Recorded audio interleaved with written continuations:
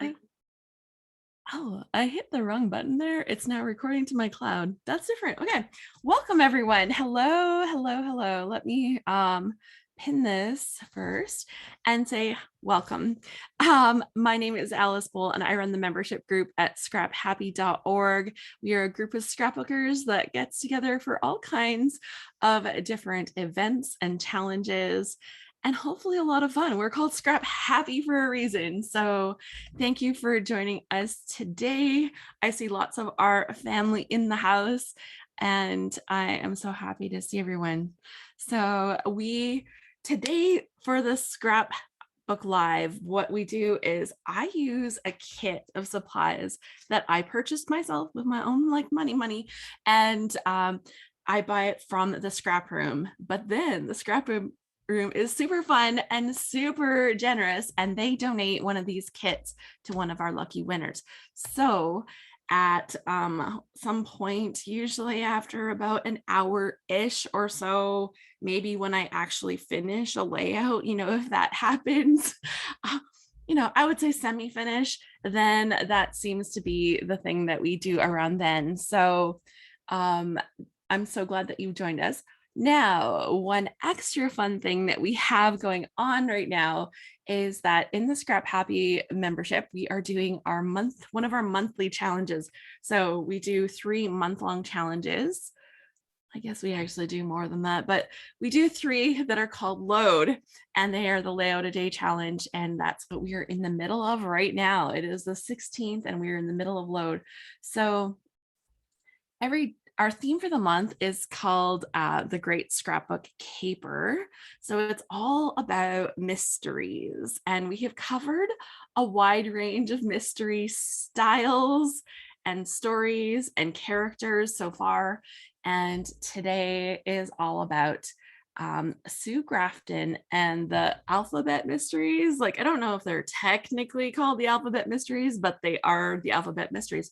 So she wrote a bunch of books that is A is for alibi and B is for something else. and so what we've done is we actually have a team of Scrap Happy members that had got together, and each person brought a little bit of background to one of the prompts. Actually more than one. They worked on about 5 or 6, I think, each. And then we have a story prompt and a technique prompt. So I'm just going to read you today's prompt because I'm going to tell you what I'm working on. And I'm usually near the prompt, if not on the prompt, but I think it'll work. Lynette says, I started reading those a long time ago and then never kept up. I should do that again. So you'll hear in a second. There is some bad news along that way, but here we go. The Alphabet Mysteries. Sue Grafton is remembered as the author of the Alphabet Mysteries, starring the wisecracking detective Kinsey Milhone. Is I'm saying that wrong? If I'm saying it wrong and somebody knows, correct me, go ahead. Wikipedia tells us that Grafton has been fascinated by mystery series whose titles were related. Examples are John D. MacDonald's Travis McGee series, where each book contains a color in the title, and Harry Kimmelman's Rabbi Small series, which includes a day of the week in the titles. While reading Edward Gorey's The Gashly Crumb Tinies, or is it Tinies? A picture book with an alphabetized list of ways for children to die. Oh my gosh. Grafton decided to write a series of novels whose titles would follow the alphabet. She immediately sat down and made a list of all the crime-related words that she knew. The series starts with A for alibi and would have ended with Z. I say Z, sorry, Canadian. Z is for 0, but only made it to Y is for yesterday before her untimely death from cancer. So that is our background for today's prompt. Yes, Jody says, sadly, I don't think there will be a Z. Do you say Z in Australia as well? Is it, I thought you did. Story prompt, use a letter or letters as an abecedarium prompt for a story. Here are a few examples that came to mind. A is for achievement, B is for baby, C is for college, D is for delicious, E is for excitement, F is for family, W is for wedding, X is for x-ray. I've literally done that page before. Yeah, she says Z all the way. This, oh, and this prompts me to a story about when a child accidentally swallowed a quarter. There's an X-ray story. Y is for yellow, or use any other letter that goes with a favorite color. Z is for zoo. We're looking forward to your letter associated stories. So that's our story prompts for the day. And then for technique, use your thickers and letter stickers on a page. This prompt is an opportunity to use up some of your letter stashes for long titles or subtitles, or you might use letters like a letterpress poster design background, perhaps instead of using a pattern paper on the bottom of a page. So featured designer Tay is Kathy Holiday, and she made a fabulous K is for kindergarten page with her picture, and you know, I thought it was pretty sweet. So yeah, if you're in our membership, go and check out her page for the day 16 prompt. And the rest of us are gonna dig into what's in my stash of goodies. So let's open this up and hope that this camera works this time properly. Don't be a sign of things to come. There was like a little bit of adjustments happening there. Okay, so this is the bonus pack. So I buy the flavors of the month kit from the group, and then from there I actually get the embellishment add-on kit as well. So we'll look at what's in the embellishment kit as we go through the kits. Now the flavors of the month actually has 4 little mini kits, and I love that so much. So the first of these mini kits, I'm just going to set this to the side for a second. The first of these mini kits is this Cartabella paper. And so you always get a little bit of embellishment of some kind. And this time the embellishment is this full page of stickers. So I got the full page of stickers to work with, which are beautiful. And then we've got 3 sheets of pattern paper, and like they are just so gorgeous. Like look at the colors. Oh, this leaf paper. Oh, I love that. So very nice if you're doing something related at all to fall. And you know, you've got little squares, the different patterns. So these papers are nice. And if you don't know, Cartabella is like it's part of the Echo Park line, but it is their textured paper line.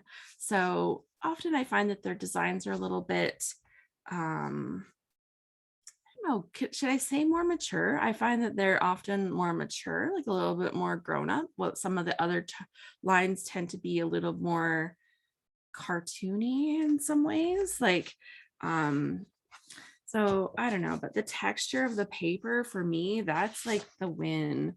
I don't know, can we see the texture? Sometimes you can see it. I don't know if you can see it on this paper, but it's lovely, and just look how pretty it is. So, and then also in the kit with that, I've got 2 sheets of basil paper. It is bitter chocolate, so it's almost black but not quite. And then to go with that, with my embellishment kit, should open this up. There's a little something that goes with each of the collections. April says, I'm a sucker for autumn leaf paper. I think I have a full tote devoted to fall kits. I love that.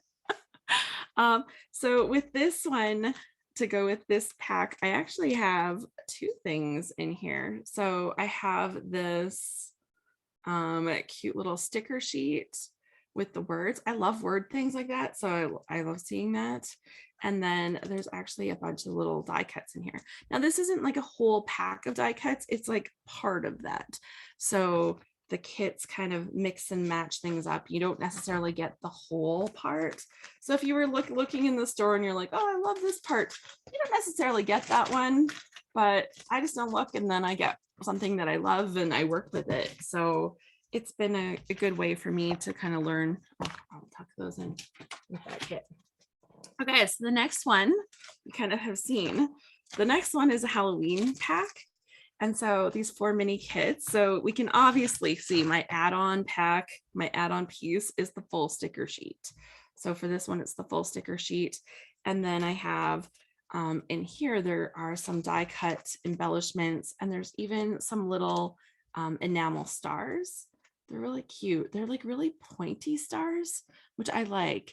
I don't really like wonky stars. I don't know. Let's have a discussion on that sometime. Shapes of stars.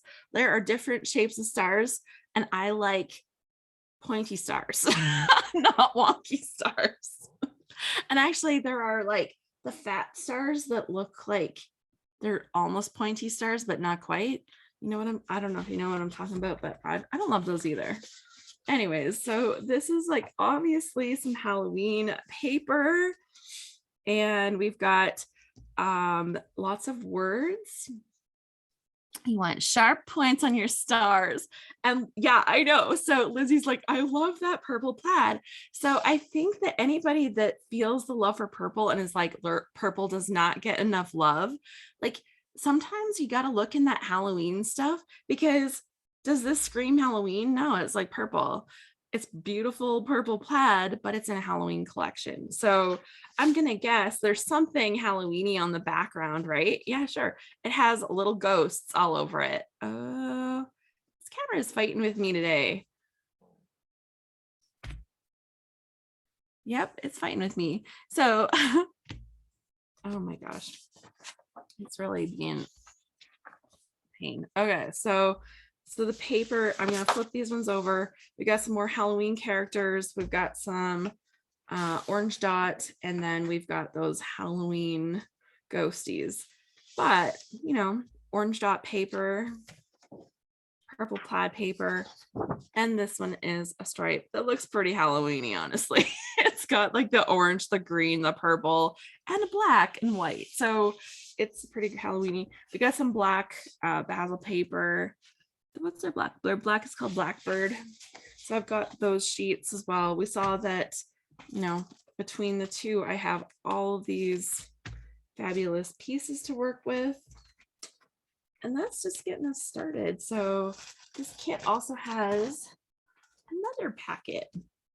Now this is from Fancy Pants Designs. So I don't actually shop from them very often. So that's one of the things that I really like about getting these kits, is I get to see some stuff that I normally wouldn't see.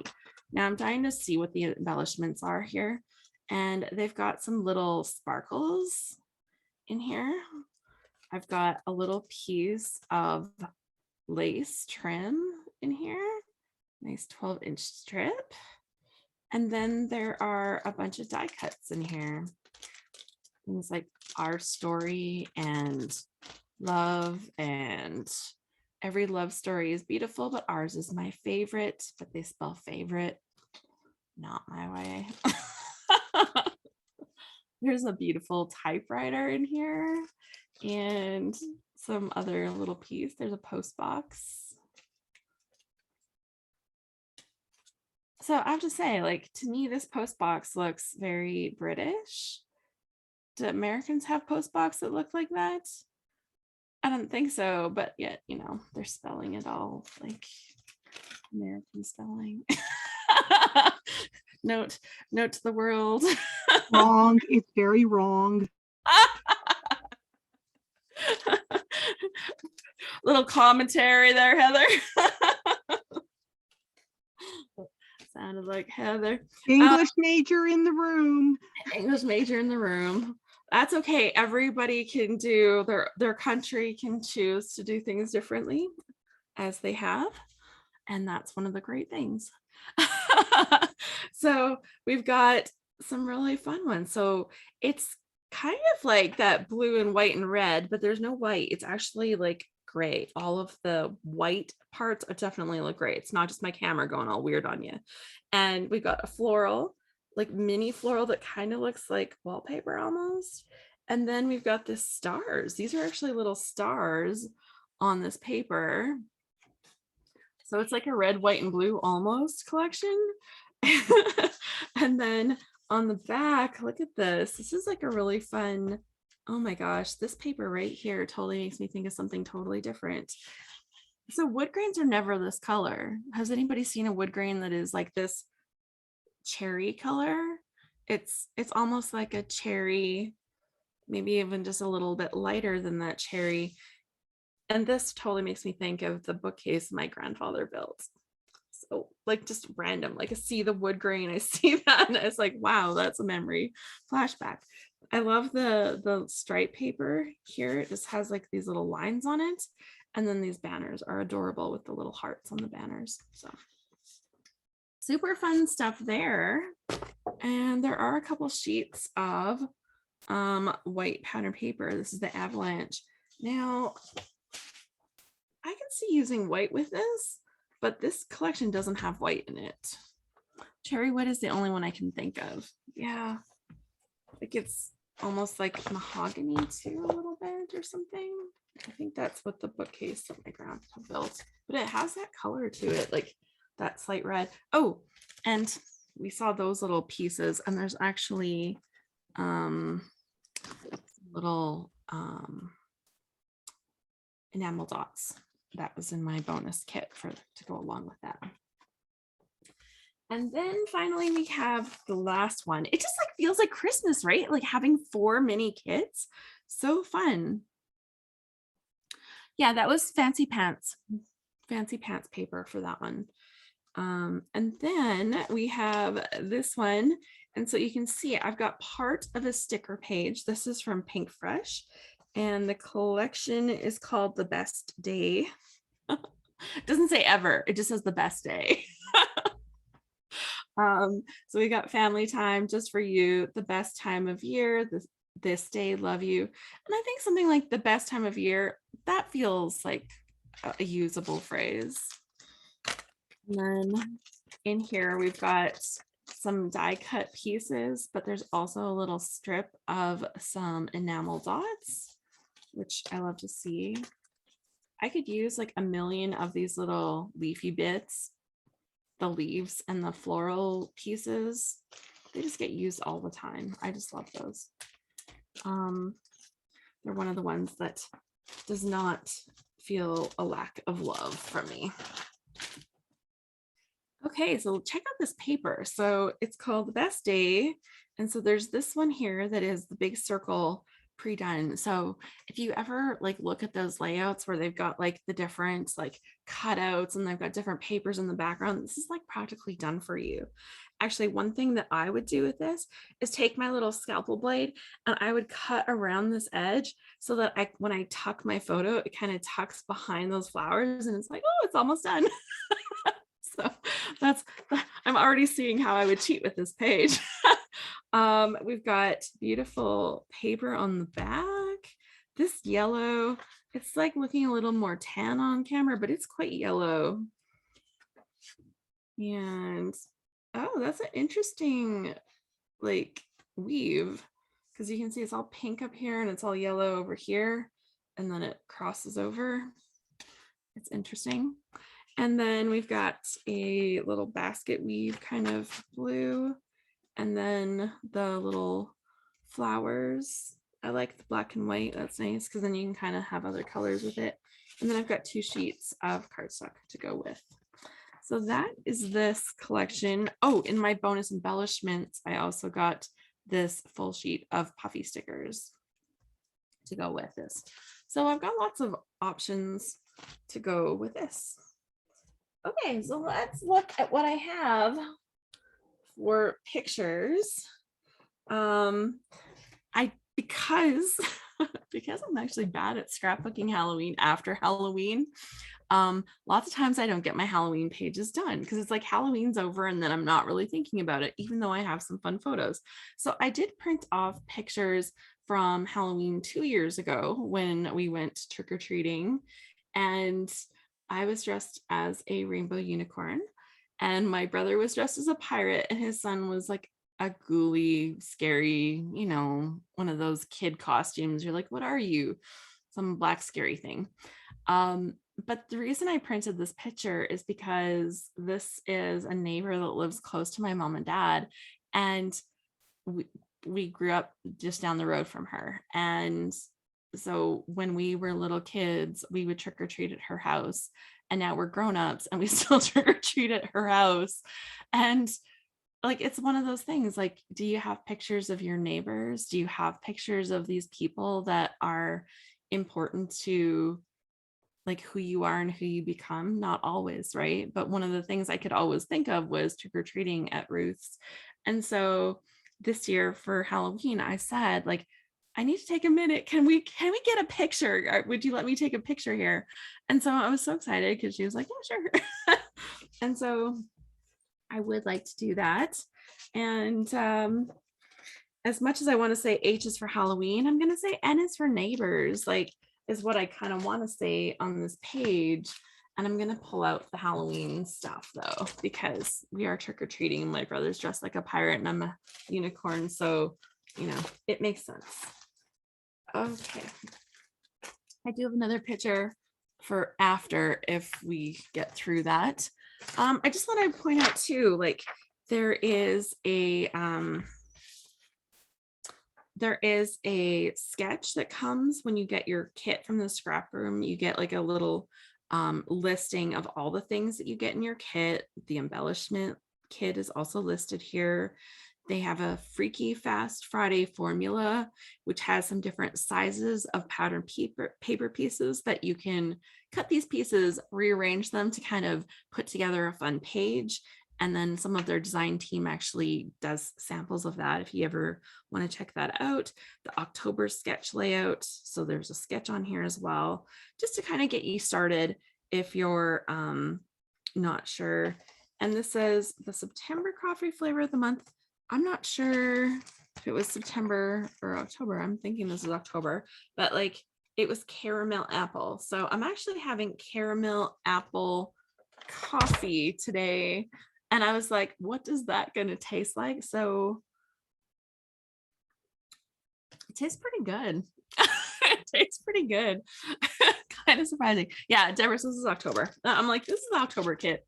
Probably just they have to do my packs up early so that I can get them in time to show them off at the right time for you to order them. Okay, so I'm gonna play with this Halloween pack. I have lots of fun stickers. There's some die cuts and those pointy stars that I like so much. And then there is my paper. Now, I love this purple very, very much. So I would like to use some of that.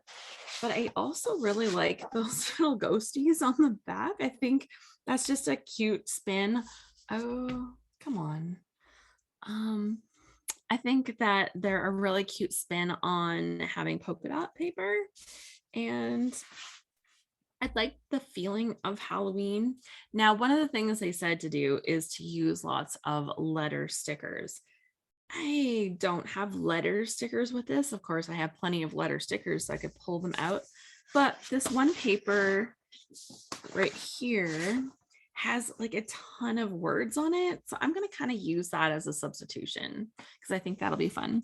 The camera doesn't like the ghost. I know, it's like, there's setting. Could you use Wink Stella on some of those ghosts, Heather? Yes, you could. They'd be like ethereal then, right? How fun. So I'm excited. I think we're going to start with the base of the black paper and build on top of that. You know, when I look at packs like this, like these little characters are cute, but like it's just not really my thing. I do like the little house. I think the characters are adorable, but unless I was setting up some kind of little scene, I probably wouldn't. But I like these little haunted houses, so I might do one of those on this page. I like the little banner strips, and I like the little word things and stuff like that. But these are cute. Like they're super cute. They're just, I don't know. Do you guys use those? Like, are you oh my gosh, the little characters are like that little pumpkin kid is really cute. But I kind of wish that I made Halloween cards because these would be adorable Halloween cards, right? I don't make Halloween cards like and so this paper here, like this side, It's not really calling to me unless I was scrapbooking my nieces and nephews, like with the where I've got like the little kids, right? The little tinies, and then that would be great. So I'm gonna start with this paper and kick this off, get this going. Oh.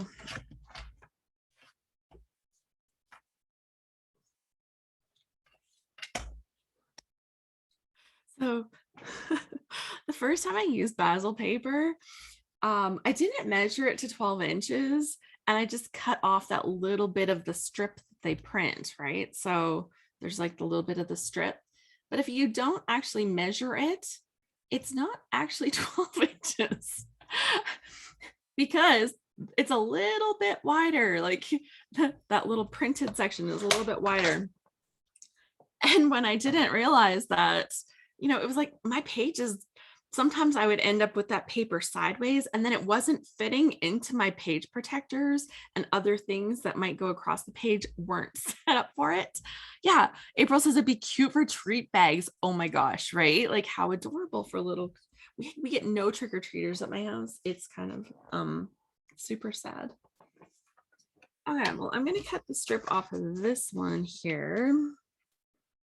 And I want to use some of this for sure.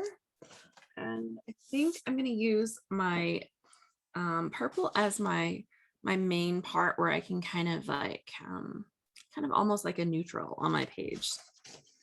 Because, purple is such a good neutral color. I love the stuff that has lots of pattern. Like, let me tell you guys, like that's normally where I go. So I think what we'll do is we'll cut this down and then I'll do like a little strip of this at the bottom. Yeah, so I think we'll just do a 4-inch strip right now. So I saw my friend Candace on here. I'm really excited because I get to see her sometime today, a little bit later. This is cute. I like the little 31s on there, so I'll cut that off on the other side.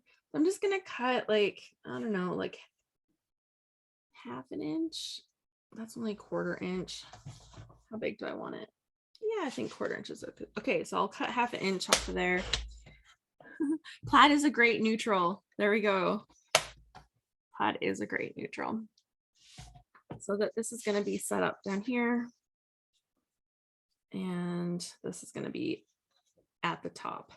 Now I do like those little dudes, so I want to bring them in as I'm doing some layering. Okay, so now I need that to be, normally that would just be 8, but I'm going to go right to the 7 3/4 to take that extra little piece off of there. Yeah, April says, I love those classic patterns, plaid, gingham, stripes. They're so easy to mix in with busier patterns.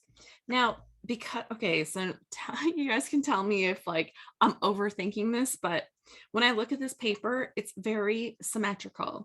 So you'll see like the line here and here is lined up. If I just cut my 1/2 inch off of one side, it's not going to be symmetrical anymore, and that would bother me. It would bother me when I'm lining things up on the page. So I'm actually going to cut a 1/4 inch off of one side, and then I'm going to flip it around and do 1/4 inch off the other side. Now, some people don't notice that. Some people wouldn't care about that, but I would notice and I would care. So I'm just going for it.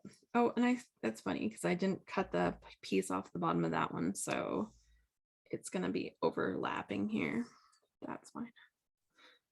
Okay, that's already like turning out like super cute. I've got all of that like fun stuff there, but it's not going to be too overwhelming because I've got like some balance happening.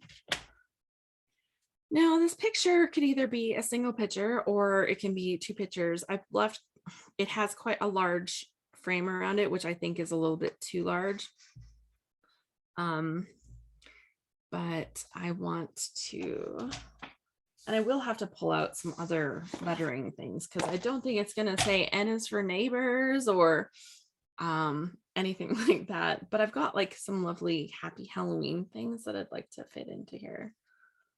And I do have this lovely little sticker that would probably go really nice across the center there.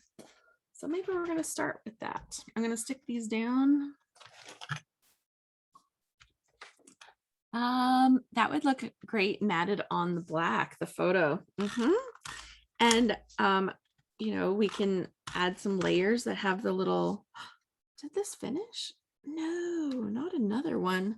Oh, sorry guys.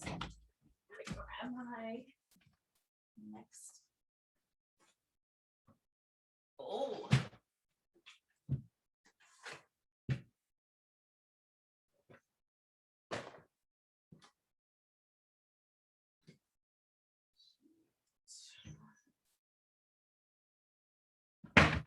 I think my note to self last time was to order some new adhesive runners.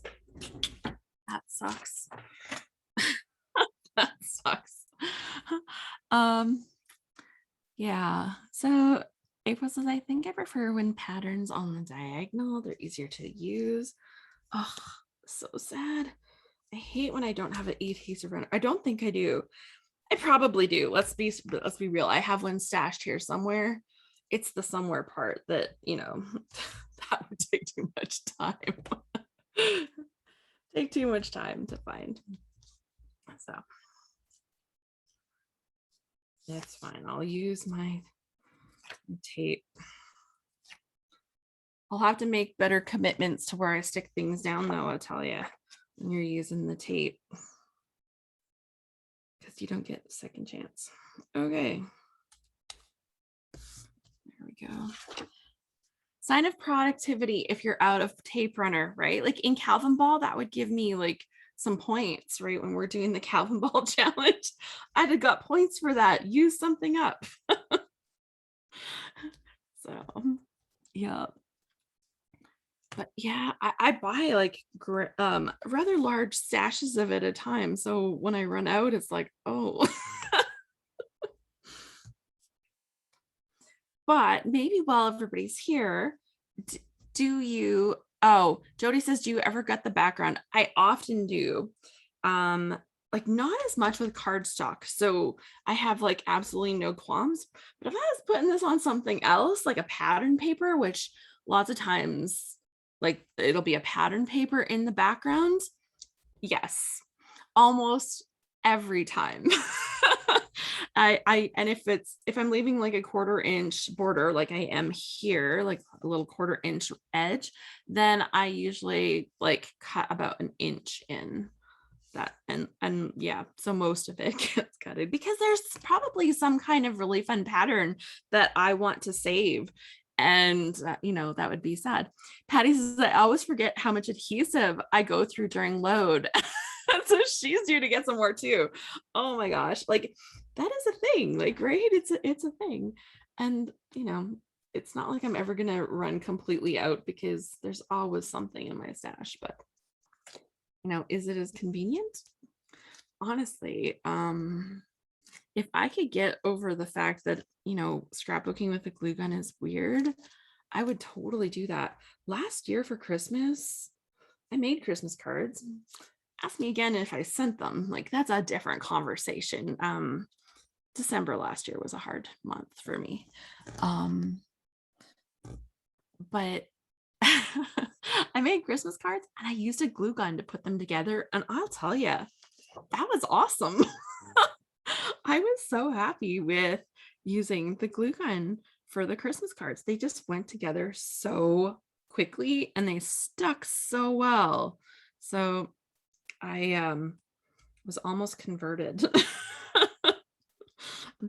And I do have a friend that's online that she actually does all of her scrapbooking with a glue gun as well. And I'm like, what? Didn't Vilna Furstenberg always use a glue gun, says Robin? Yeah, there's lots. And I have a sweet glue gun. Let me show you. It's a sweet glue gun. I keep it handy now because I'm like, I'm going to do that. I'm going to be the glue gun girl. And then I'm not. This little glue gun is from Sherlock, but it is a collaboration because normally Sherlock is like black and fluorescent green, which great for Halloween, but not for like sitting on my desk all the time because it's kind of ugly. But this is a collab they did with Lynn Lilly. She's a crafter, the Craft Box Girls, I think, if you want to look her up. But Lynn Lilly with Sherlock, it is this beautiful teal color with some hot pink on it. And it is a cordless one. So you like turn it on with a little switch. You'll see like, you'll see when it's not put in, you'll see the like the little light comes on in the back. So it charges up your thing. You have about 2 to 3 minutes. I think 2 minutes is what they tell you to take it off your base and use it once it's been heated before you have to pop it back on your base and let it charge up again. And I'll tell you, like, it works great. Like, and just being able to like work without it attached to that wire was the big deal, because I don't know, but like when you're attached to the wire, it's like catching on stuff and you're like, it's getting in your way and it's making the thing sit at a weird angle when you're plugged in. Like that was the issue, but yeah, this is great. So there we go. Okay, I'm gonna trim down this photo. I think I like the idea of having the two photos together. Honestly, I think this picture should be at the top, but I don't know if I'm going to bother changing it. For me, this one is a top photo and this one is the secondary photo. Like, so Carol says, I want one for Christmas. Yeah, I ordered it right from Sherlock in the end because I couldn't find one. But here's the thing, I also ordered glue sticks when I ordered it from Sherlock, and I was able to get these massively long glue sticks. And I tell you, so handy not having to replace those little short sticks every 2 seconds. I'm like, I didn't know this existed. Like, let's be real. I had only ever bought a glue gun from Walmart before, and they're almost disposable. My husband would be like, oh, I need a glue gun, and then I would never get it back. So then I'd have to go and buy another glue gun from Walmart.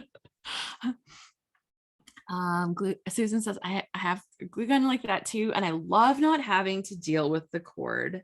Yeah, you don't realize until you try something. Oh wow, I cut that really crooked. What was I doing there?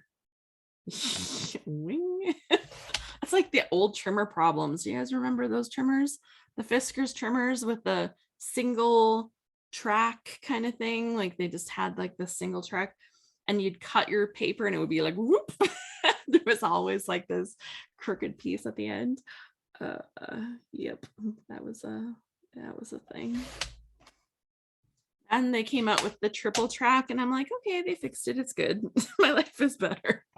I can cut a straight line now.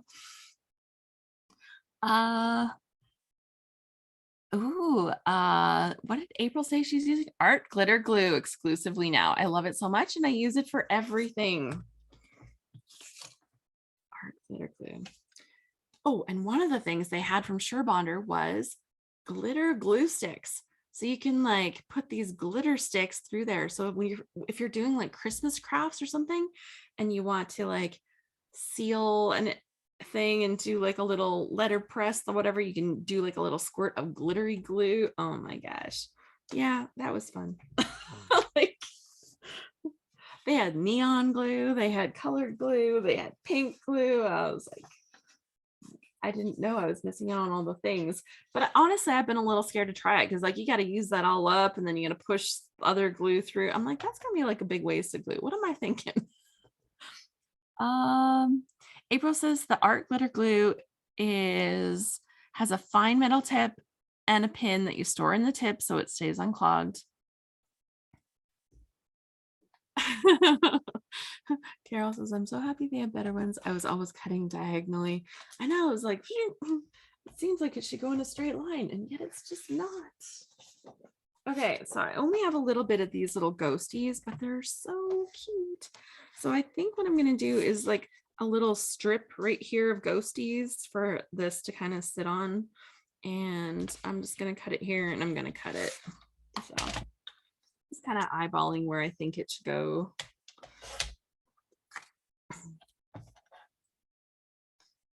cut on this side, and then I'm going to cut on this side so that I have more of the full ghosties on my piece. Because otherwise you kind of have like these weird dead areas of pattern sometimes, and that bothers me. There we go. So I've got some of the little ghosties on here, and oh yes, this strip.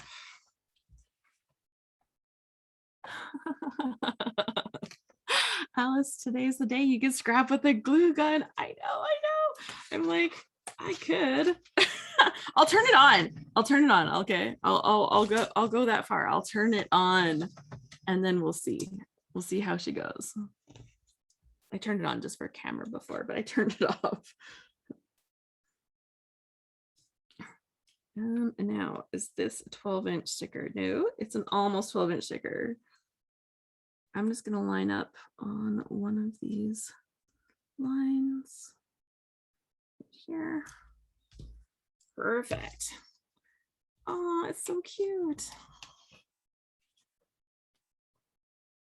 Okay, and now if I have another little piece of something that goes in behind there, I think that would be good. If my ghost piece was like longer in the other direction, I probably could have done that, but I didn't cut it that way because patterns. Okay, not too much. If I cut it small.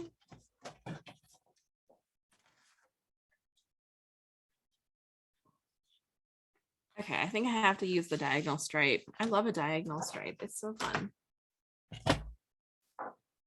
Oh, and yeah, it has like all the characters all over the back. It's good. Okay, let's see here.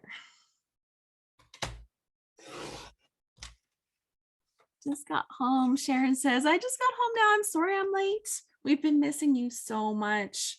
I'm so glad you finally made it. No, I'm so glad that you did make it. I love it though. I love it. She like that. I love that you're excited to be here.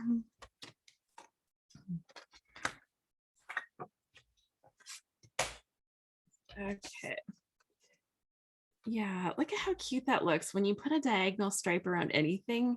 Actually, diagonal stripe, I'm actually almost surprised I didn't choose it for my background, because a diagonal stripe around the outside of a page, oh, it's like the perfect touch. Okay, am I gonna do this? I don't know. No, I'm gonna use this, because if I make it all lumpy, I'll be like angry with myself. Underneath my photo, right?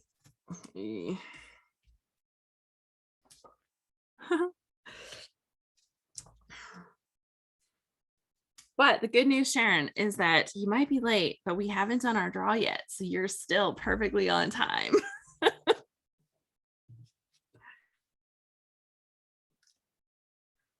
So it's all good.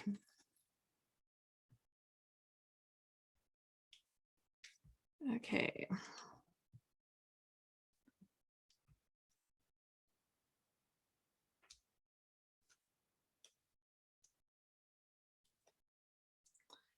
Oh, my son, he's messaging me about voting. We're in the middle of a municipal election right now, and he's like, Mom, who's a good choice for the school board? Because we have school board elections, there's the municipal elections, and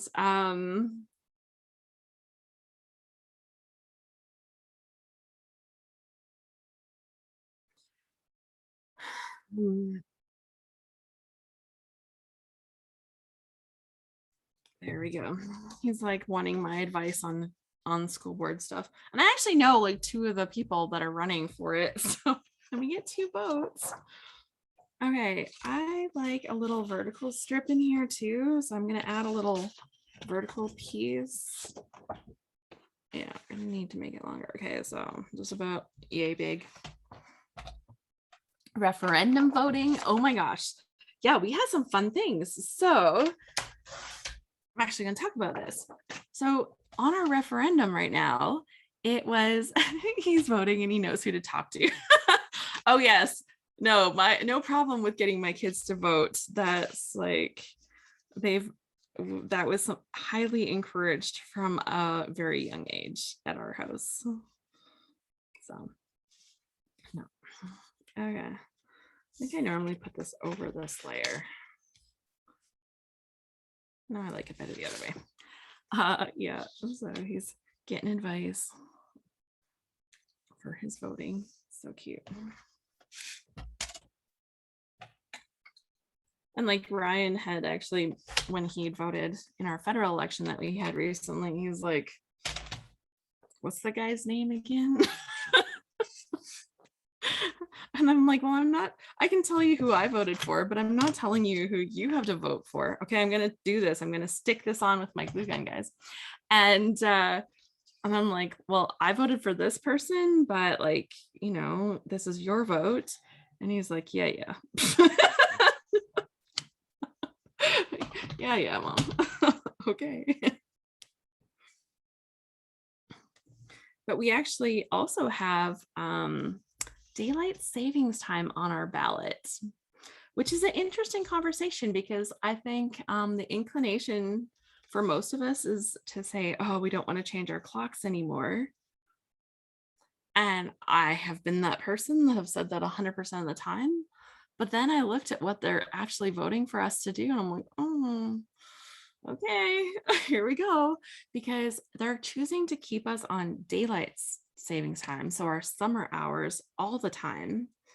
And when we stay on summer hours all the time in the middle of winter, the sun is not going to come up until 10:30.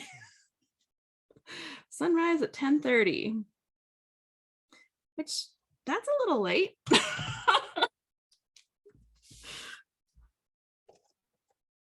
Dottie says, I would love to be on daylight savings time year round. I'm like, I always thought this was a great idea too. I'm having second thoughts about that part.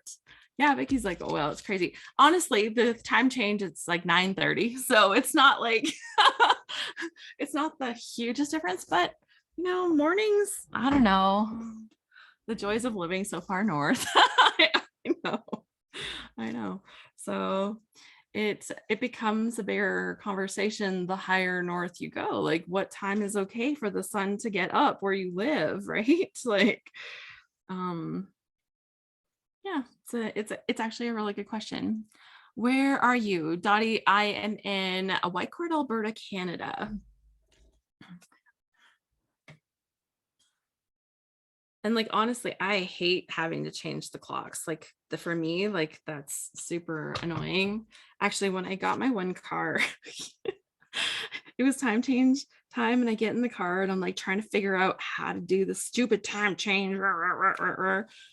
Turns out it had the GPS stuff and the satellite radio and all that. I didn't have to change the time. It just did it automatically. And I was like, oh, I'm like looking through the manual trying to figure it out.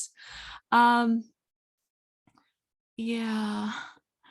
Lindsay says, I want to change my clocks because I don't want darkness at 9:30 and 10:30. And I wouldn't want it to be the other way because then in the summer, we'd never get to finish evening activities like golf leagues. So switching actually helps. Yeah. And I don't think a lot of people have looked at that. So I'm like, okay, here we go. Like it's my prediction, and like, what do I know? But my prediction is that we are going to be on permanent summer hours. Yeah. Heather says we'd be on the same time. And it's like so weird. I'm so used to converting the times that I'm like, oh my gosh, it's actually going to be like harder for me being on one time than not. Carol says sunrise is at 7:35 in the summertime. Like we're getting sunrise at like before 5 a.m. Sunrise is before 5 a.m. in the summer, like when we're having our longer days, and it's not setting until after 11. Like we get a lot of sunlight in the summer, but the winter gets rather short. So we're normally looking between like 9:30 and 4:15 ish. Or in this case, if we go to the change, 10:30 and 5:15. So we will get more time after. Like as a kid, my memory is going to school in the dark and coming home in the dark. Like that's just That's just how it was. Okay, I love this little house. And I'm gonna stick it right there on a little pop-up piece. Yeah. So it's just an interesting little thing. Another interesting little thing that we get to vote for this time is our Senate, which is really funny. That's a federal thing, even though we're doing like municipal stuff and things within the province kind of right now. But like it's not binding in any way. And because of that, we have some rather interesting people running. So that's been an interesting little thing to see. Yeah, there's one that's like, it's like a total joke, but it's also like, I don't know. I feel conflicted and I'm laughing about it, but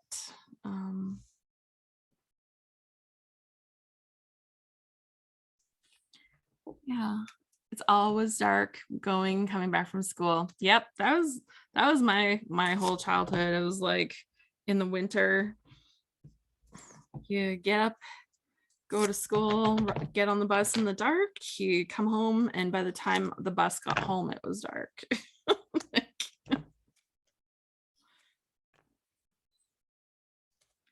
But we don't even live like somewhere like really, really far north. Like I'm 2 hours from Edmonton. Like it's like we're not that far north. Edmonton is like pretty central if you look at a map of Alberta.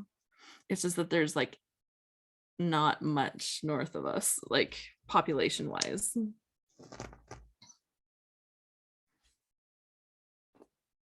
Okay, this little sticker is cute, but I don't know about you guys. Like, do you use stickers flat on things?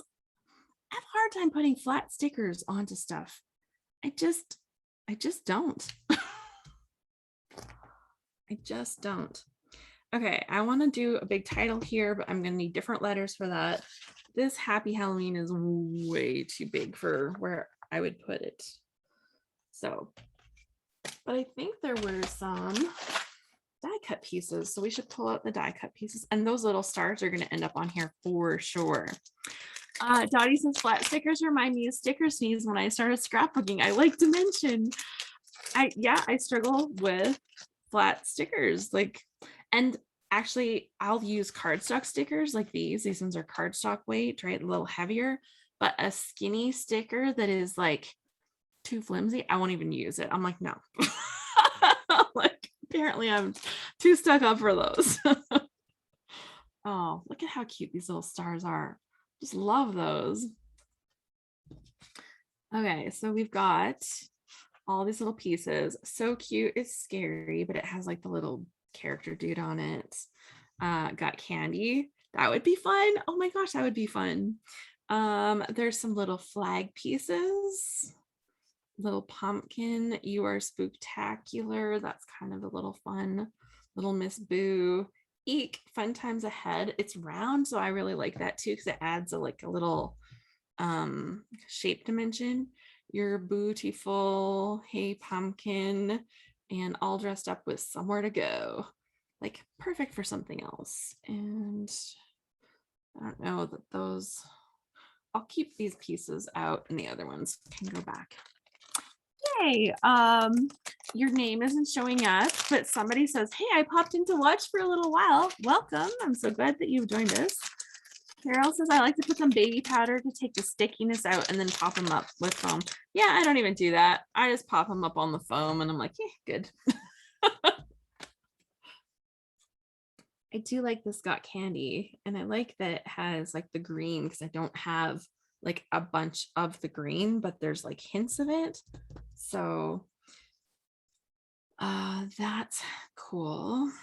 And I do think I could use another little green piece up in here. You say which like it's a bad thing. I'm sorry. That got my funny bone. So one thing I will do is layer stickers. So, I'm happy to layer flat stickers. So they can get used for layering. So that's okay. And I love this little banner. So I would really like to use it.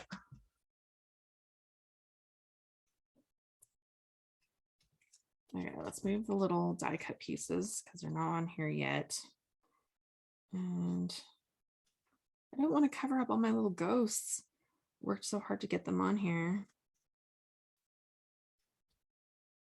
There. Yeah, maybe. Need something underneath it.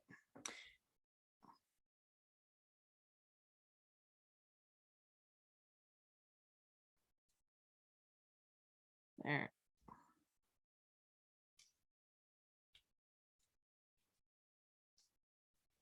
Here, I'm just going to tuck that under there. I need to pop some stuff up. I'm just looking at the layout. Okay, I was going to suggest the green spider web. So you balance the green with the word. Thank you. Like we're on the wavelength. We're sharing that wavelength. B for boo, C for candy or creepy. See, I can do all the things.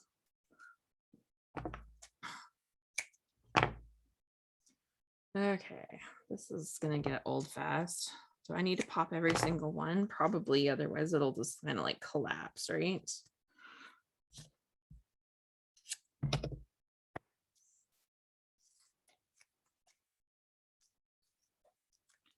Okay. Yeah, so daylight savings time, Senate election that's like non-binding doesn't count. The thing about equalization that's non-binding and doesn't count. It's like, what are we voting for? We're voting for our local municipalities as well. Our local mayors and councilors. And actually, like when it comes down to it, like that's where your voice can really, really make a big difference, right? Like your vote really counts. During our last municipal election, the counselor in my area won by 2 votes. Right? There was another counselor that got in the last time. He won by 1 vote. Like they can be that close. Like when you wonder, like, federal elections, it's easy to think like my vote doesn't count. It doesn't matter. My son literally told me that this year, my younger son, and I was like, it does matter. There are many ways in which it matters. And so we kind of talked about that. But then, when you look at a municipal election, like those votes make a big difference. Is this your first page? Yeah, I'm not a fast scrapbooker generally. It's really funny because like when I first took over like the Scrap Happy from Lane, she used to do a scrapbook improv event. Do you guys remember scrapbook improv? And she'd had a little spinner and she would have a list of different things to do on her pages. And I tried doing a scrapbook improv and I'm like, wow, I can't, like, this is not how I scrapbook. It was so not me. But we started doing these scrapbook live events and they've changed a little, but they're somewhat the same. But I'm so much faster now. Like, so even though I'm not doing half-hour pages like she did that were super fast and whatever, I'm still scrapbooking in a way that feels very genuine to me. And I yeah, and I love it. Like, scrapbooking is great. Every once in a while I'm like, doing my thing and my husband's like, when there's work, right? Like, and there's work with anything, like he's always like, well, you don't have to do this if you don't want. And I'm like, but I do. I'm like, maybe not in this moment, but I do. Like, I see people that step back from scrapbooking and like maybe that's a conversation that we could share. Like, when you see friends or whoever that scrapbooked years ago and they've stepped back, like, are you surprised that they can do that? Because I'm always a little surprised that they can do that because I can't imagine stepping back. Oh my gosh, this little ghosty is like peeking over the edge here, and that's going to be so cute. It's like a little peekaboo ghost. um, yeah.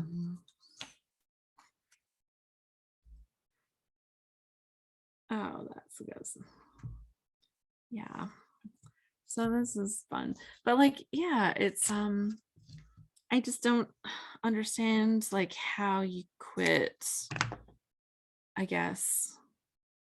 Like I've taken breaks from it where like there's months where I'm not scrapbooking. Like that's just like part of my ebb and flow of scrapbooking. But I just don't know the whole stepping back from it completely. I don't understand it for myself, right? And this one. And then I'll get the little pieces popped up on here. Oh, this is almost done. Okay. So I love how you love it's contagious, and that's what it's about. Thank you. I like obviously we want this to be fun, and sometimes it gets hard, but in the end, like you want to be doing things that you love, but I also want to be, you know,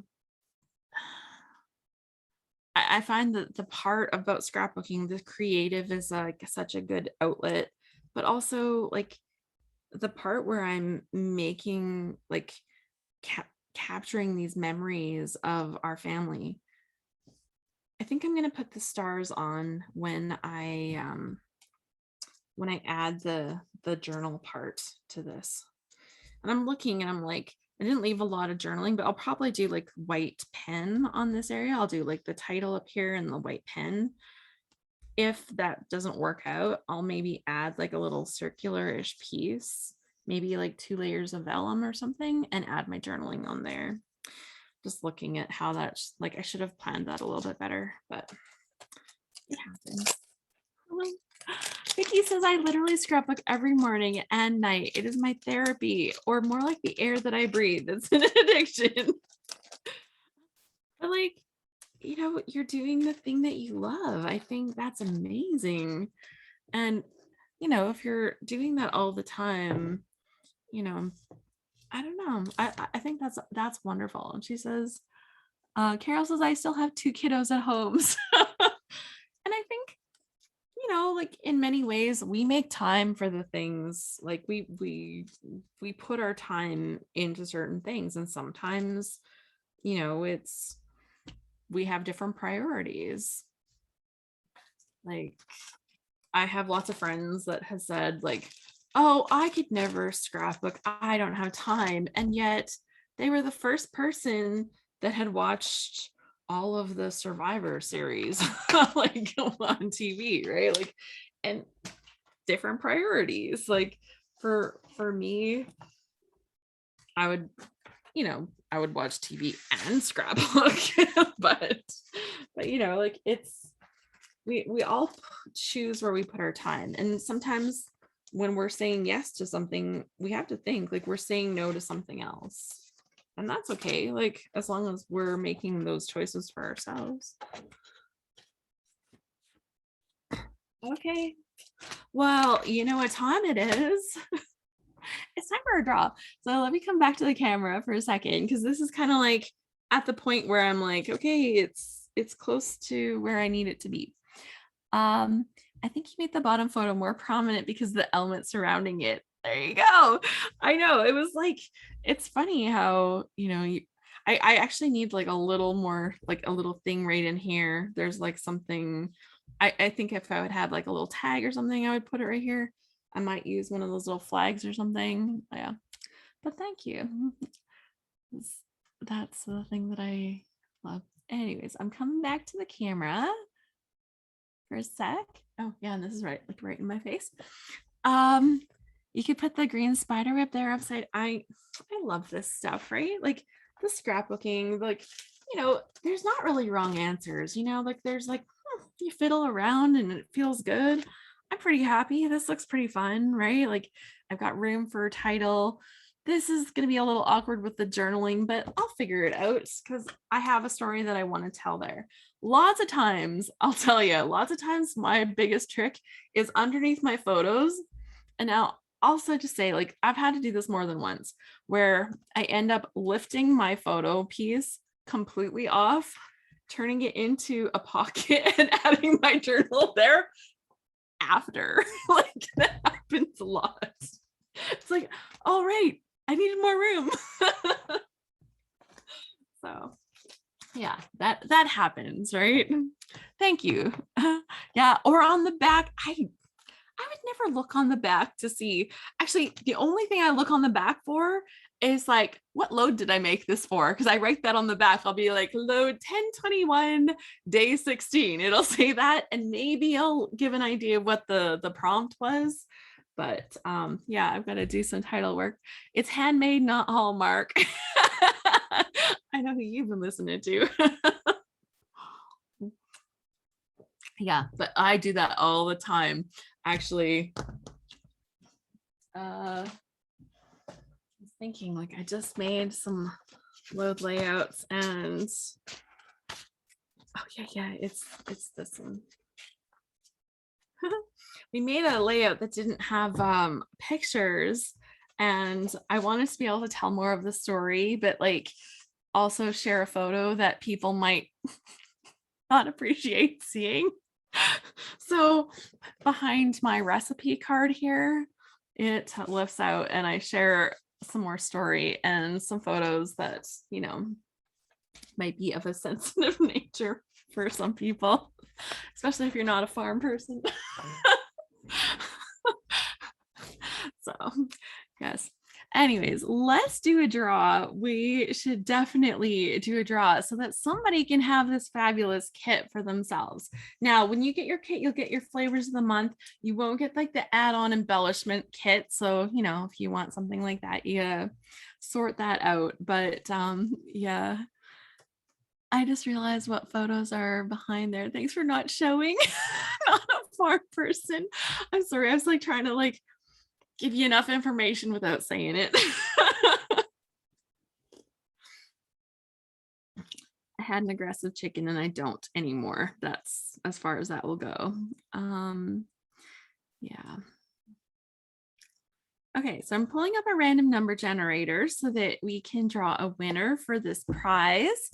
The winner will get a Flavors of the Month kit from the Scrap Room. If you're like, I can't wait, I need to be getting these kind of kits because they're super fun, then you can go to scrap-room.com, check them out. In addition to the Flavors of the Month kit, they actually have a kit called a double shot kit, and it gives you more stuff from one collection, and they are totally separate from the Flavors of the Month. So if you're like, I need more stuff, I need way more than 4 little mini kits, I need some bigger kits, I have some bigger projects, they have those double shot kits as well. So that's a really fun thing. And the way they put together their kits is really, really good. Like you saw the stuff. I'm a huge fan. I pay for it myself, so I'm happy to tell you. Okay, there's 38 of us here in the room. One of them is me. So out of 37, we're going to do the draw. I'm going to hit the generate button and it came to number 20. So I get to do a little counting.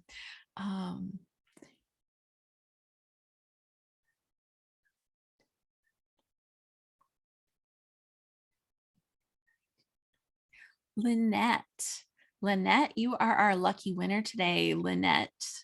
It says Lynette's iPhone on here. So Lynette, congratulations, you're a winner.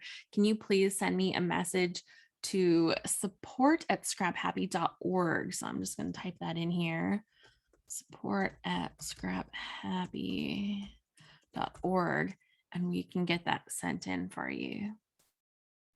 So She says, yeah, thank you so much. Yay. I always love when our winners here. So support makesures.org. So that's the thing. So yeah, you'll get the one of those kits. And I love the kits. Like I said, I get the added embellishments because I just want a few more things to play with. But I like that you get a variety of stuff. Like sometimes you get that full 12 by 12 sticker sheet.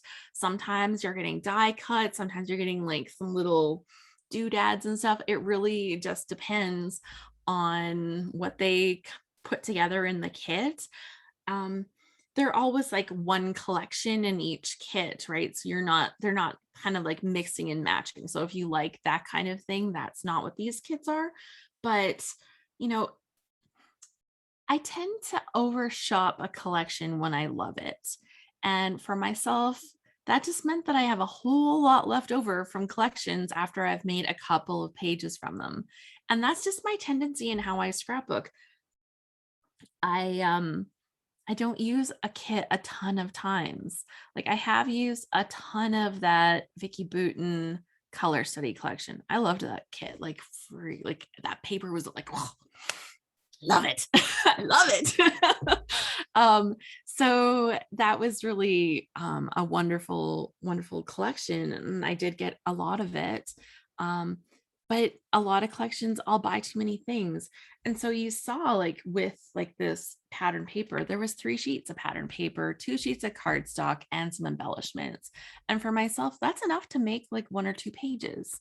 And if you like making double pages, you've got the 2 sheets of cardstock. So you have that matching base for your page if you want. It looks really like, for me, like it's a very manageable amount of stuff without having everything. Because like a package of die cuts, I don't use them all. I don't even use a fraction of them.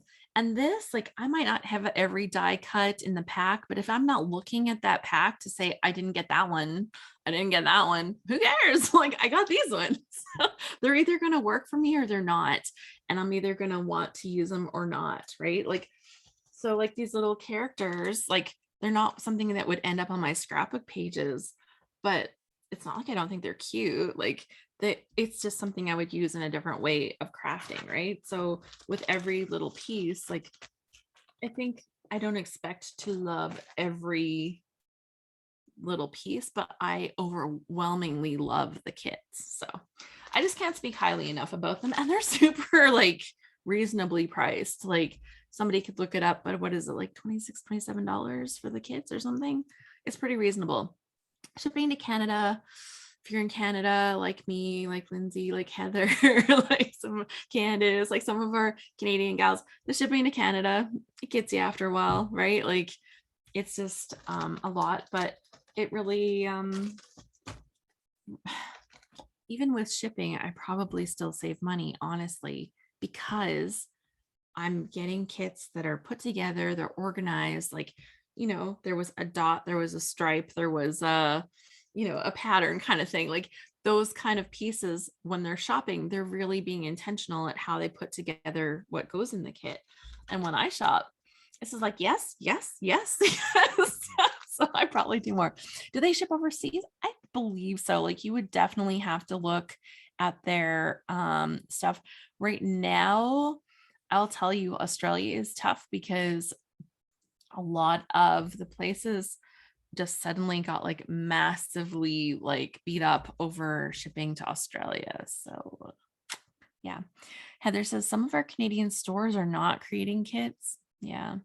And shipping supplies of everything. Like we saw that this year with the kits from the like Simple Stories, that beautiful collection with the lemons and stuff that came out. Like I was obsessed. The zesty lemon, like it was like a simple vintage lemon something. I don't know. Beautiful collection. Waited for that one to come out forever. Finally came out, but like it was caught up in shipping crisis, right? And like there's a lot of that happening. Okay, well, I'm gonna do another page, and so I've got another picture printed, and I was literally debating whether I was going to use this Fancy Pants collection or this Pink Fresh collection. The lemon twist. Thank you. Like it was like lemon zesty something. It has the word zesty in it. I know I had the word zesty and I'm like, I don't, it's not how I talk. Ooh, zesty. Maybe I should. Maybe I should. But yeah, it was funny. But like, yeah, it finally came in and I was like, yay. So I've used it during this load. Do you guys want to have a peek at some of my pages? I'll confess, I haven't done quite every day, but I've done almost all the days. So I'm fairly good, and I may not have written on everything. So I'm gonna do a little show and tell first. There we go, because it's fun, and then I'll do a page, and then we can do some show and tell too. So we'll save some time for that. So my first one that I started this off with was inspired by Sherlock Holmes, and so something about fashion, because we kind of talked about Sherlock Holmes' his fun little hat, and then using plaid. So I'm like, plaid? Do I have plaid paper? Probably. But then I'm like, do I have a picture of me with a fashion story? And yes, I do. So this is me with my dad at Christmas when I'm like, I don't know, grade 11 or something. Grade 11, grade 12, something like that, with my little kilt on. So that was great. Big floppy hat that I had because, you know, I was pretty cool that way. Yep. And so I went into my Christmas stash, but I tried not to make it look too Christmassy. So it has that Christmas vibe, but it didn't feel overly Christmassy. Thank you. April says, I love that torn paper border. So yeah, just like little tiny pieces of the papers and fronts and backs of it and stuff to try to, yeah, fashionista or fashion victim. I actually stamped my title. I think I deserve like bonus points for stamping a title, because how often do we forget that we own stamps and we bought them to use them? So yeah, that was kind of fun. Next up, I talked about a favorite school subject. This was inspired by like plucky child detectives like Nancy Drew, who's like I loved so much, and other ones that I got to learn about. So favorite school subject or something of that kind, and chemical or science elements. And I actually found a picture from when I went to university. Yeah, it's an oldie and a goodie. Trixie Belden was my fave, and Encyclopedia Brown, says April. I love Trixie Belden too, actually. I didn't know that Encyclopedia Brown one. Future teacher, nope. So I told the story, and I don't know that I had done a very good job of that before, of talking about how I went to college to be a teacher, and then I did this, and then I did that, and then I dropped out, and so I kind of told some of that story. And I had this really fun paper that I've had for 10 million years. Oh,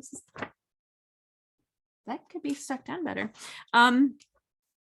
So I've had this paper for about 10 million years, so I fussy cut it.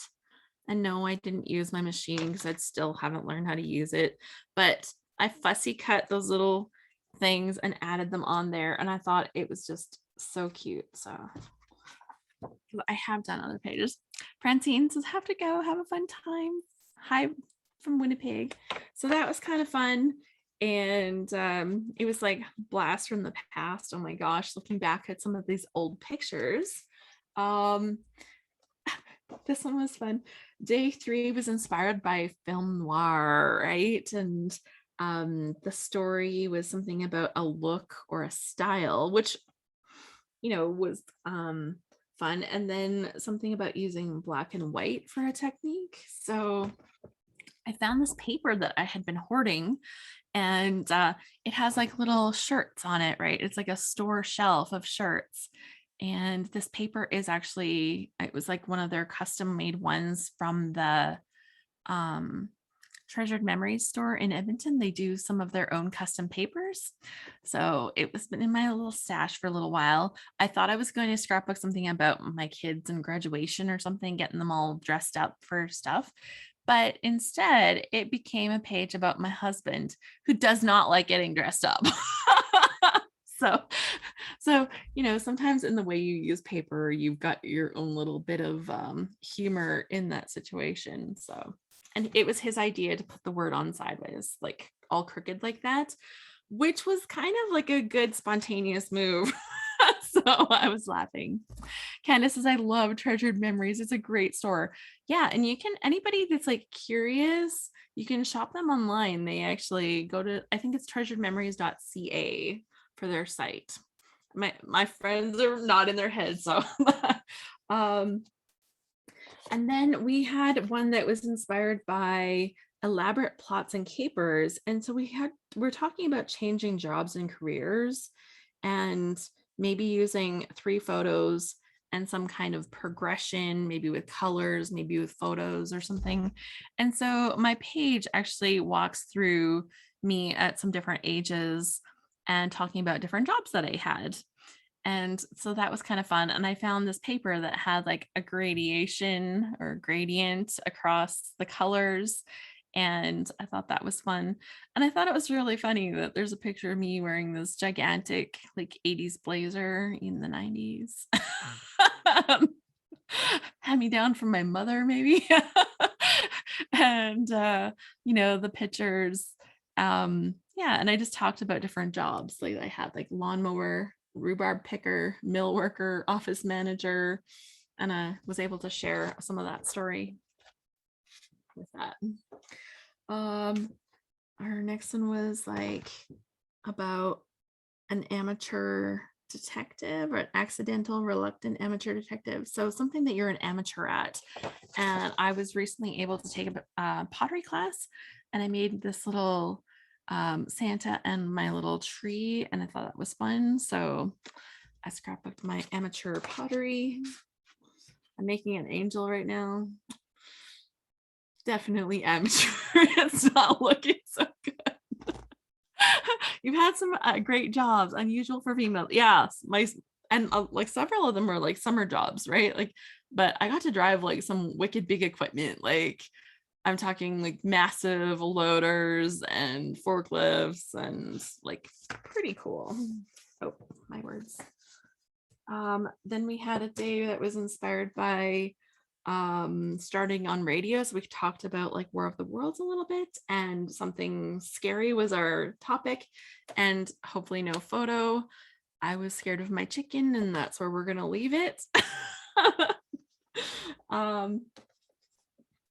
Oh, I didn't write down what the prompt was about. This is day 7, and I made salsa. So I've got my salsa making stuff going on here. I don't can it, I freeze it, because then I have to worry about making sure I have the profiles of the acids just right and following recipes and stuff so much. And just put stuff in. So I was able to do that. Does anybody else ever freeze salsa? Don't know. This one. Do all the time, Alice. Do you? Okay, well, I'm like, people were like, what? You can freeze salsa? I'm like, yeah, freeze is great. Like, yeah, like it's like the cooked salsa, obviously. Yeah. Like, but yeah, it works out really good. And then I didn't have to worry about the whole canning. You got to worry about acid levels, and you have to worry about how much of certain things go into it when you can it. So I was just like, can I just freeze it? And I'd found out that yes. So I've done that for 2 years now, that we've been, because I've had my own tomatoes, and this year I had some peppers, some green peppers that I grew too. So I went in there. I thought this one was so cute. I used a stencil to make all the little clouds on this background, and then I popped up a few of extra ones. So I love that. And these embellishments are from that zesty lemon, twisted lemon, the citrus one. They're from Simple Stories. And here's some more of that paper from that one. So I was able to do that. I thought this was fun. It's got like a few layers of the paper, but I've kind of like roughed the edges a little bit so it sits fun. And oh yeah, soaring with Jonas. I was playing this day, so I've got all the little stuff on my paper. It actually looks like a party, which does not feel like soaring. So I feel like I do have a bit of a mood disconnect on that page. Maybe he feels that happy. I didn't. Hanging out with friends. I have this really great die cut, and I used it, and I never think to use my die cuts either, so that was fun. And here's one. I used a little bit of this rainbow paper, and this background, we were supposed to use something unusual on our page in some way. And this background is actually a piece of packaging, and it was a little bit glossy. So I had actually tested some alcohol inks on it. And so this was my test background of alcohol inks on a piece of packaging. And it was so pretty that I saved it and now I've used it. Oh, I finally used this paper. So anybody that's followed with me for a while, I've been doing these happy at home series this year and in 2020. And last year, I did this Vicky Boutin technique where she blows bubbles, and she has like this little cup that has some paint in it and some bubble stuff. And you blow bubbles with a straw, and then you tap your paper onto the bubbles to make a cool background. And so you can see my cool bubble paper that I had made.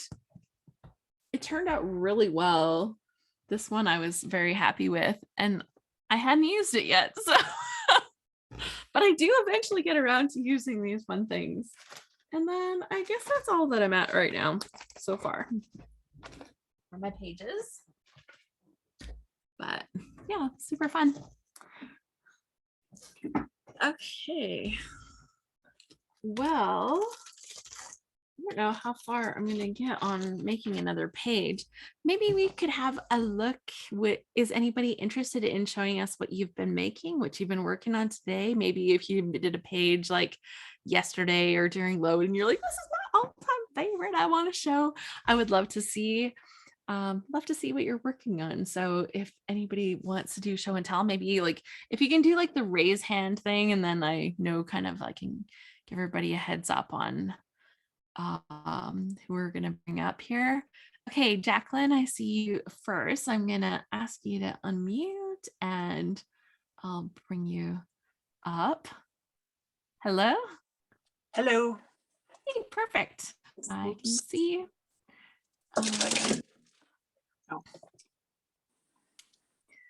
Okay, perfect. Okay, so this is mine for today. K is for Kallax, because I just got a new set to hold my scrapbooks. So, so I got to use some of my Wild Whisper One More Chapter collection, which was all about books too. So that was the best collection ever, right? Like some of that paper. And I even remember to use the flares because I bought them and I hardly ever use them. I bought those too, and I like never buy flare. So that's really funny. Yeah, they were just so good, and I loved like the writing on the things. So yeah, the Wild Whisper, that one, just the paper that had like all of the books on the background that kind of had the bluish color. Oh my gosh, that was like, is this my favorite paper I've ever seen? Maybe. Oh, that's so good. It was almost overwhelming for me. Like it was so much color. I think like it was like one of the ones where, you know, you want to leave like a 1-inch border so that you get the feel of it. Then you kind of like end up covering it up. I think I put a lot of vellum over it when I used it, actually, like vellum over a large portion of it so you could still see it, but not like all of it. Yeah. Yeah, that's awesome. I'm so excited. K is for Kallax. Look at that. Thank you so much for sharing. Let's do this, and I'm going to bring Diane. Diane, do you want to come up next? I'll ask you to unmute and I'll pin you up. Oh, you don't need to pin me. Okay. I'm working on a book for my great nephew, and this is his 4-year-old picture. So I used, of course, this is for today. F was for 4. This paper, I believe, is Wild Whisper as well. And I believe I won it maybe during the February load. Oh my gosh. It's really nice. The backs are all black and white. Yeah, and yeah, that's definitely Wild Whisper. Yeah, and it's more of a camping motif. Mm-hmm. And then the, I guess it would be the B-sides. No, this is actually an A set. No, that's from another kit, I think. Just the background papers from Wild Whisper. Okay, yep. I think I have that other paper too, but This is pretty. It's got greens in it. I don't know if you can see it. Greens and oranges and all different colors. Anyway, that's what I'm working on today. I just have to add the journaling, I think. I'm trying to figure out what else it needs. And I like the simple look, actually. I do a thought lot this- of pages that are really simple, Yeah. and sometimes it's just great. I'm beginning to like sometimes more white space on my layouts. Mhm. It's okay. Some of it looks really good. No, we have So, such pretty pattern paper, and like, you know, we need to like hoard it in our albums rather than on our shelves, right? I keep telling myself that. That's why I use that black and white shirt paper. I'm like, it needs to be in my book, not on my shelf.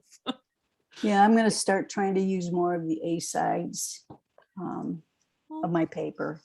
So fun. Well, thank you, Diane, so much Okay. for sharing.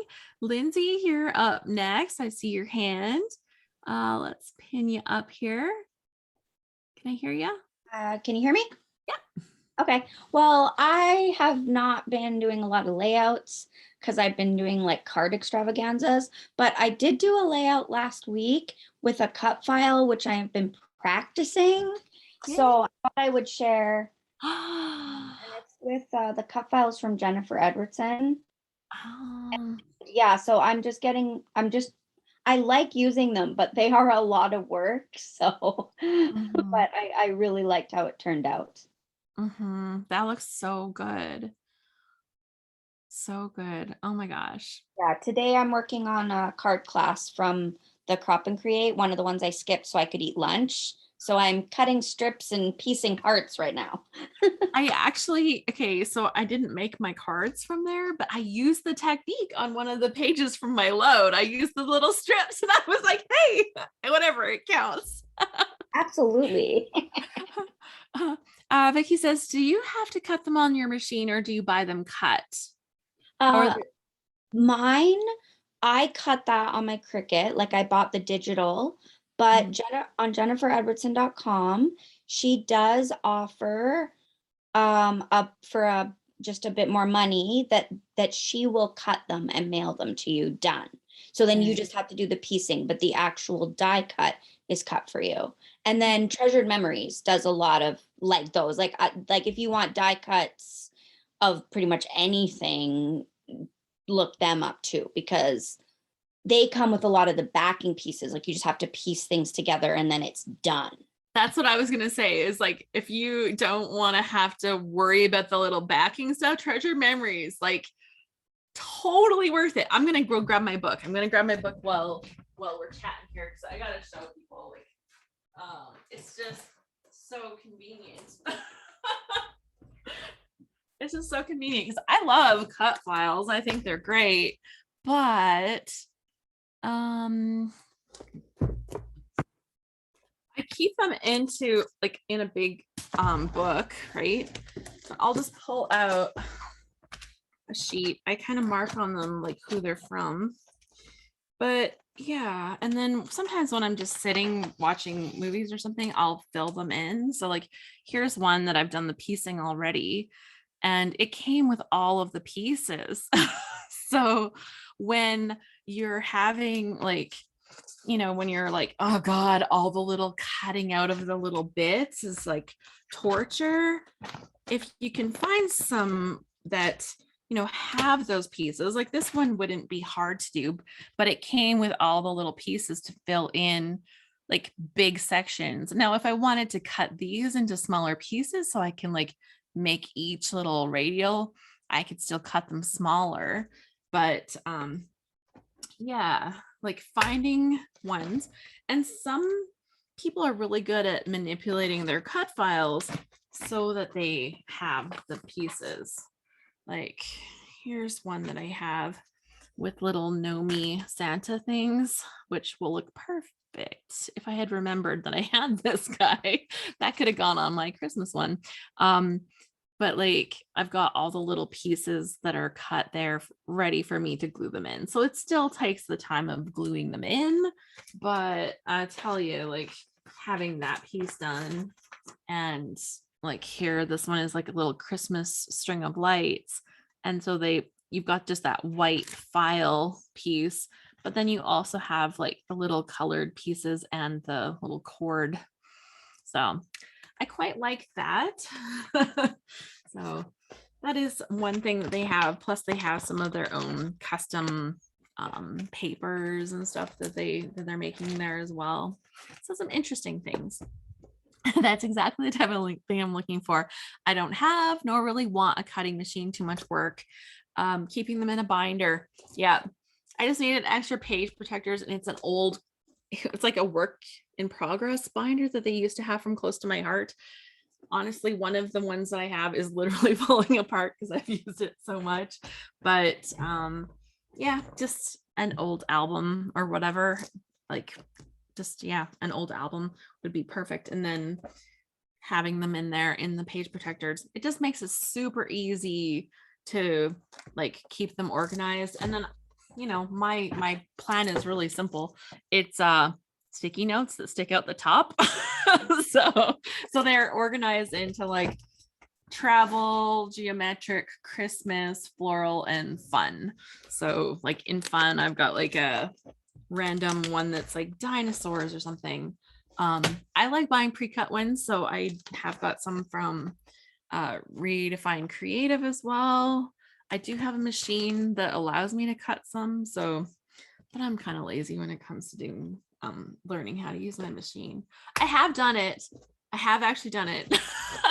So yeah, just, but I also mark in here, like when I get some, I mark who they're from so that I keep them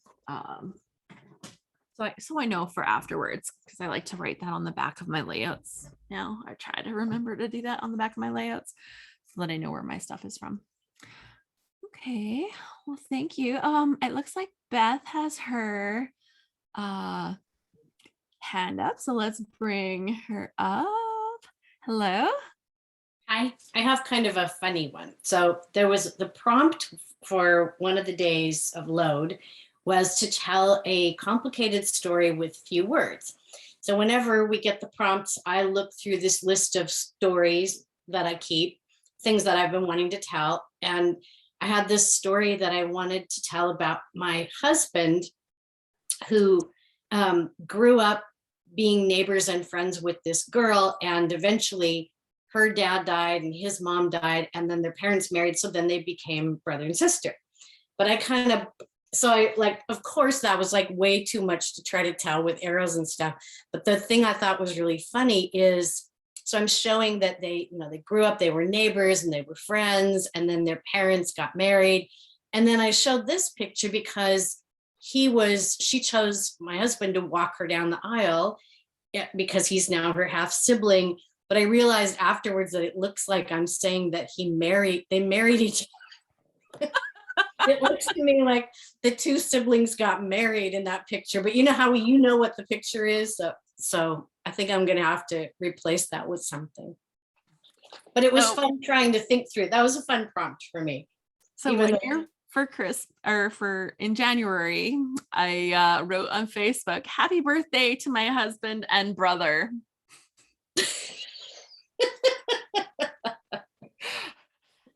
Sounds really terrible. Unless you really know that I have a husband and I have a brother and they are both born on the same day. But that is not how it was read. And my one brother-in-law called me out on that. And he was like, "That sounds creepy." Yep, same thing. Because when you write it, you know what it means. I wasn't thinking like happy birthday to the, oh yeah, fail. It's like, I got a weird family, but they're not quite that weird. Like, storytelling fail. Yeah. So now I'm like thinking, like, how come that's not a scrapbook page? I have not done that. Happy birthday to my husband and brother. Yeah, so that was Sorry to tell if the prompt was ever about, like, I don't know if it would be, but like it reminds me of like VC Andrews, because there was always something a little bit like creepy with stuff like that. So you could bring in books or something and then tell that story, like my own VC Andrews story. Totally. Oh, flowers in the attic. Oh my gosh. Oh, why did we all read those? They were horrible. Like, but we totally did. Oh my goodness. So funny.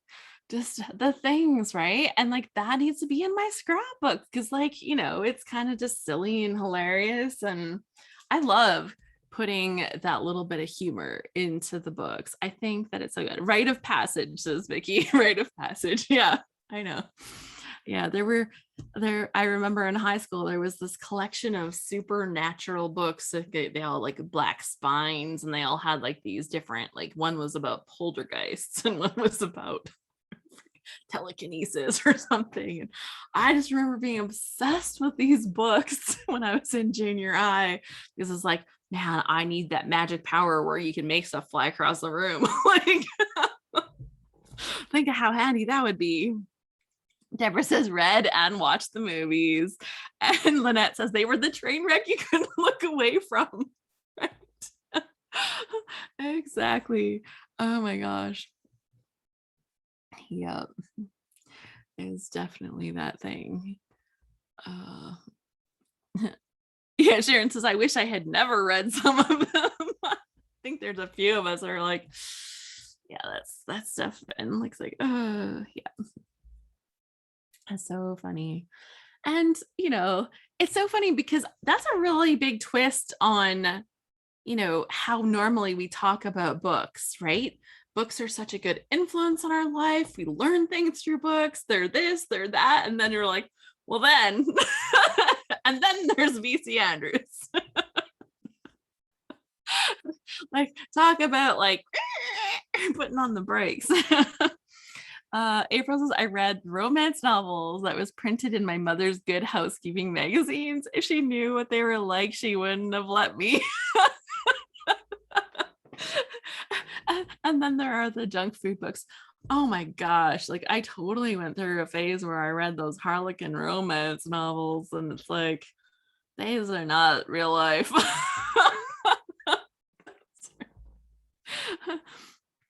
Yeah. Yeah, Lynette says, I didn't necessarily need to know some of that. And it's just yep, agreed. See, you just never know where our conversations are going to go when we have one of these things. Okay, I'm going to ask for another call. Is there anybody else that has something they'd like to share, layouts or something? It doesn't have to be creepy.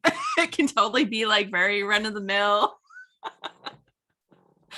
Doesn't have to be your husband and brother or your husband marrying his sister. Sharon says, I loved all the Grace Livingston Hill books. I don't think I know those ones. April says there's junk food books that are bad for you, but then there are cotton candy books that are just fun but have no nutritional value. I haven't heard this conversation.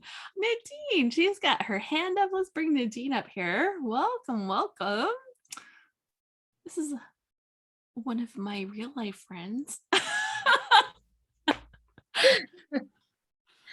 I mean, I met her. We grew up. Yeah, we knew each other. Yeah.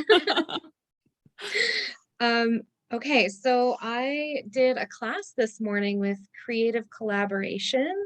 Oh. There are a couple of close to my heart consultants that have started this collaboration, and they have a membership group, but every once in a while they do these free classes, and they're so amazing at using up your product. So we made some flowers, and we made some butterflies, and I did mine with the Cricut, but they have hand cut ones too, versions. And now I'm just trying to weave this. It's a heart. Oh. And do the weaving thing that they were teaching. So it's taking me forever. But that's what I'm working on today. That looks fun. Oh my goodness. Yeah. So if you want to check them out, they have a business page on Facebook. They're Creative Collaboration. Mm-hmm. Cool. Yeah. Well, thank you. That's fun. I love learning about other places where we can learn fun things. Because yeah, that looks really fun. So, okay. not seeing anybody else raise their hand for any of this. Let me just look really quickly here. So in our Scrap Happy group, we actually have on Tuesday, on the 19th, that's our next event is our Scrap School with Sarah. And then we have a Scrap Happy Together next Wednesday. And then the 26th is our happy hour meeting. And of course, like all of those are just for Scrap Happy members. If you're not a Scrap Happy member, but you're joining us for this, or you're catching the replay on YouTube, welcome. One of the things that I do every Wednesday is a Clubhouse Chat where we talk about a different scrapbooking topic. And that is on Wednesdays at 11 a.m. Pacific.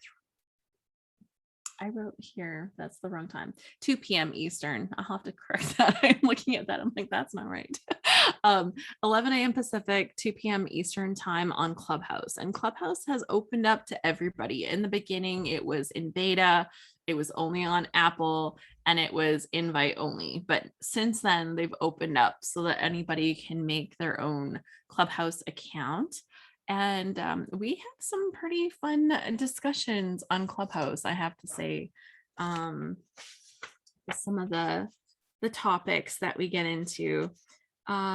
This last week, Clubhouse doesn't get recorded. Sometimes people will record like little sections of conversations, but they're not usually recorded. You can record them as long as you like let people know that you're recording, but we don't record ours.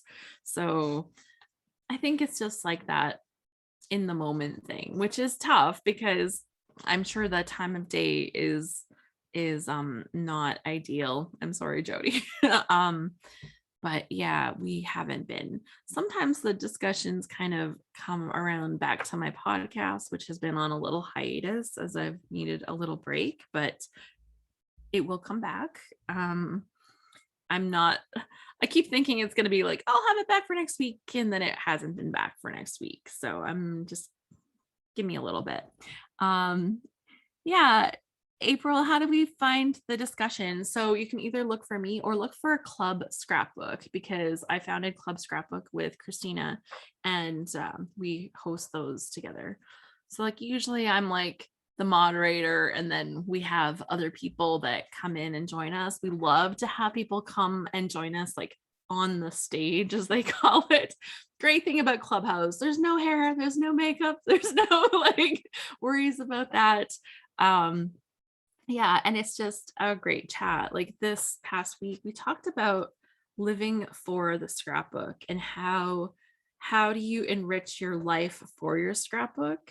But then we kind of also turned that around and talk about how scrapbooking, like, yeah, like what a positive influence it is in our life.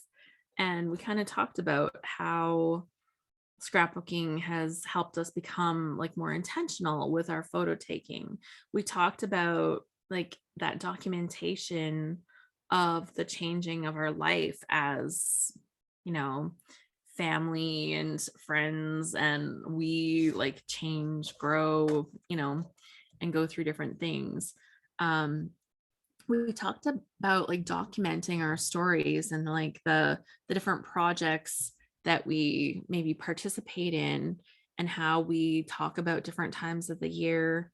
You know, we kind of talked about like the whole taking photos for the scrapbook thing, right? Like, you know, the posed, the, you know, put on the pants and smile, look happy for a minute kind of thing. And, you know, like whether we kind of like had this little discussion about whether that was good, bad, or whatever. Yeah, so it was kind of interesting, and like the expectations of that perfect photo. So we kind of got into that. Actually, Christina said something that was really stuck with me from that. She said, this is a snapshot. It's not your whole life.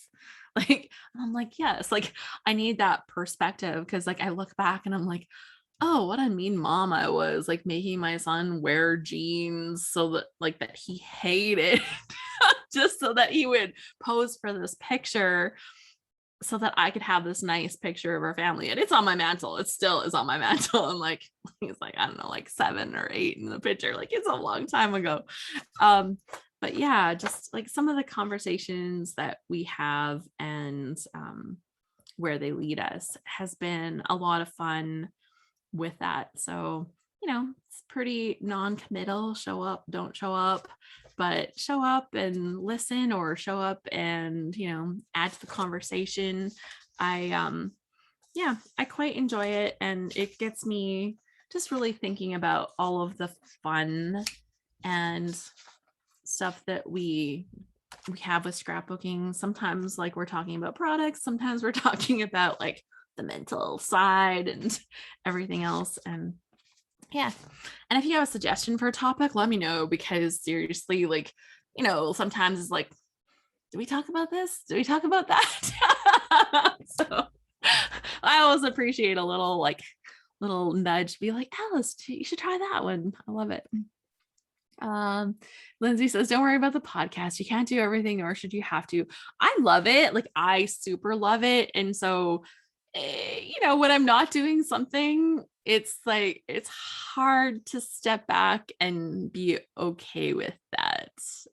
Let's just say like my expectations are at a certain place. And when I'm not there, that's tough.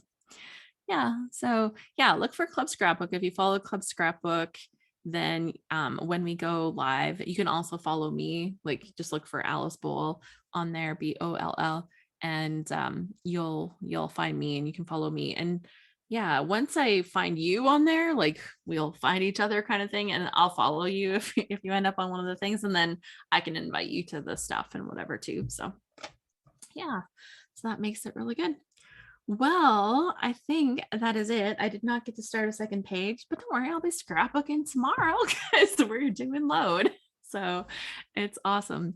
Thank you so much for joining me today. If there was something that we were talking about today, or you're like, oh my gosh, these people are so much fun. Like you can see that I know so many people that are here.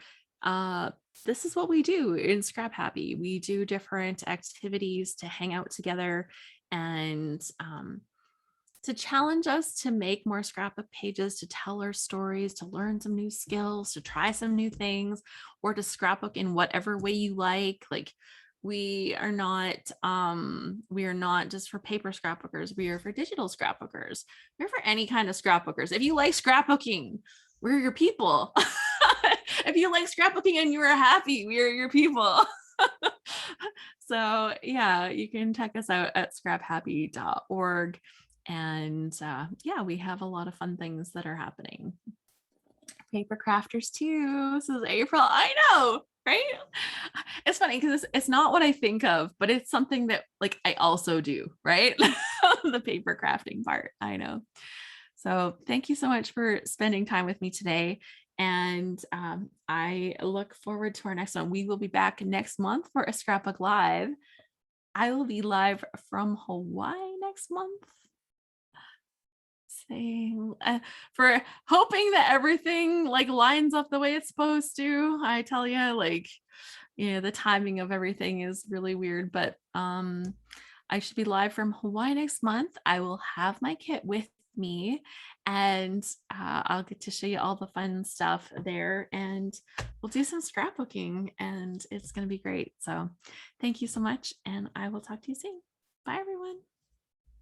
Patty says, thanks, Alice. You're so welcome. Thank you, Carol. Bye, Raquel. So fun. Bye, Jody. I can't believe, like, it's got to be like, what, 5 in the morning for you now or something? Wow. Up all night. And Candace, I'll see you later. All right, bye, Red.